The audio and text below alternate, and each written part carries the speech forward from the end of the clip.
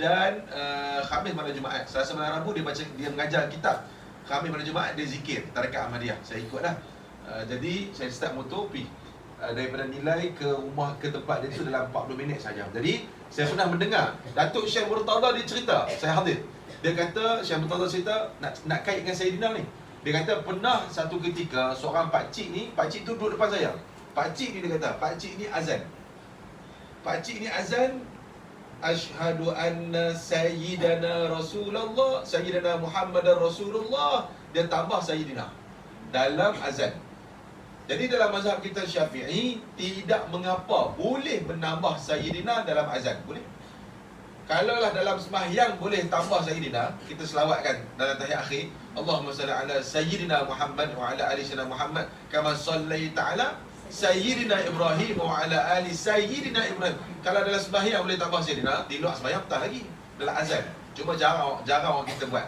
Tiba-tiba bila pakcik ni azan, asyhadu anna sayyidina Muhammadar Rasulullah, Syekh Murtada cerita, dia kata saya tegur pakcik ni. Syekh Murtada kata saya tegur, saya kata pakcik, kenapa pergi tambah sayyidina? Tak payah tambah sayyidina. Azan ni dah cukup lengkap dah, macam tu dia kata. Jadi pakcik ni tak kata apalah pasal mufti. Masih Datuk Syekh Murtada ni, mufti orang lama lah.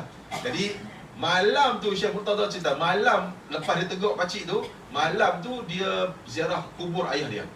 Dia ziarah kubur ayah dia di Ampangan, tanah perkuburan Tuan Syekh Haji Mas'ud Al-Linggi. Dia cerita kata ayah saya ni tegur saya.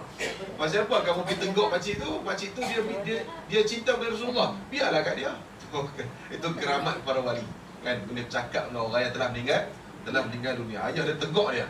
Dia kata ayah saya, abah saya dia tegur saya. Kenapa pergi tegur pakcik tu? Biarlah. Kan? Jadi ulama-ulama ni ada sebahagiannya masya-Allah dikurniakan karamah oleh Allah Subhanahu wa taala. Itu cerita tentang almarhum Tuan Guru Datuk Syekh Haji Murtada bin Mufti Syekh Haji Ahmad. Ayah mufti, anak mufti. Ayah dia tu ayah dia nama Syekh Haji Ahmad bin Syekh Mas'ud Al-Linggi, merupakan orang yang membaca doa ketika mana pengisyarahan kemerdekaan. Jadi Tan Sri Hasan Azhari kan qari. Tan Sri Hasan Azhari dia melaungkan azan kan. Lepas tu Tunku Abdul Rahman dia merdeka tu. Jadi yang baca doa tu, doa kemerdekaan tu, doa sempena hari pengisyarahan kemerdekaan tu adalah Tuan Guru Syekh Haji Ahmad bin Syekh Muhammad Sa'id Al-Linggi. Siapa dia? Dia mufti yang pertama Negeri Sembilan. Mufti yang pertama Negeri Sembilan. Dialah antara orang yang diceritakan apabila dia baca tahiyat akhir, dia bagi salam kepada Rasulullah dalam tahiyat akhir. Asyhadu an la ilaha illallah. Bagi salam, assalamu alayka. Ayyuhah. Dia bagi salam, assalamu alayka. Saya ni pasal malam tadi ni. Malam tadi ni pukul 1:30 pagi kawan saya telefon. Dia kata ayah dia meninggal, tolong mai Ustaz. Di mana? Saya duduk di Tasik Melukah. Dia minta mai ke Pulau Mertajam. Dekat je lah, setengah 40 minit, setengah jam. Bukit Mertajam. Pulau Mertajam. Di Penaga, kat Penaga. Oh, Kat ada. Penaga. Kalau Bukit Mertajam jauh lagi. Pulau Mertajam dekat saya tu lebih setengah jam dah. Jadi saya malam tadi ada kelas. Habis kelas Ihya tu ada kelas lagi online dengan ulama. Saya habis dalam pukul 2 pagi. 2 pagi tu saya kata tak apalah, saya pergi lah. Tontang balik rumah kat subuh. Balik rumah kat subuh kan. Dah duduk dan kenalan tu kenal rapat. Dia minta yalah, dah jumpa ni ramai-ramai tu. Macam-macam cerita lah kan. Baca yasinnya, kemudian tahlilnya, apa semua jenazah. Jadi pagi ni pukul 10 tak sat mungkin jenazah ataupun sedang dikebumikan. Itu kawan rapat lah. Ayah dia meninggal, saya pun baik dengan ayah dia lah. Allahyarham. Jadi nak cerita apa?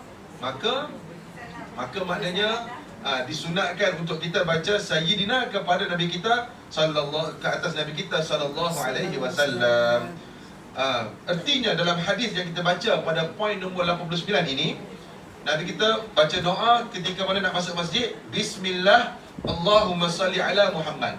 Artinya ini dalil bahawa Nabi kita sendiri selawat ke atas dirinya. Nabi kita sendiri berselawat ke atas diri baginda Nabi sallallahu alaihi wasallam kan.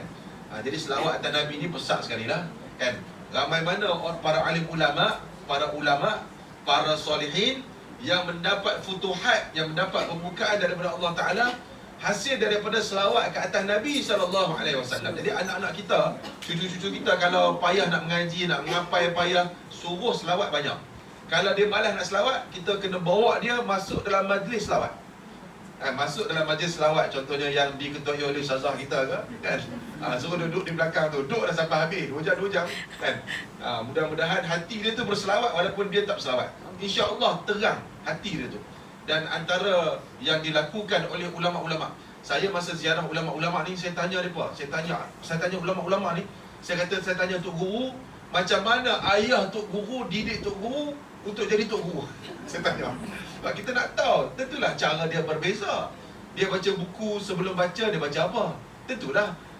Takkanlah sama macam saya, buka-buka tu dia baca. Tak, dia mesti ada cara dia.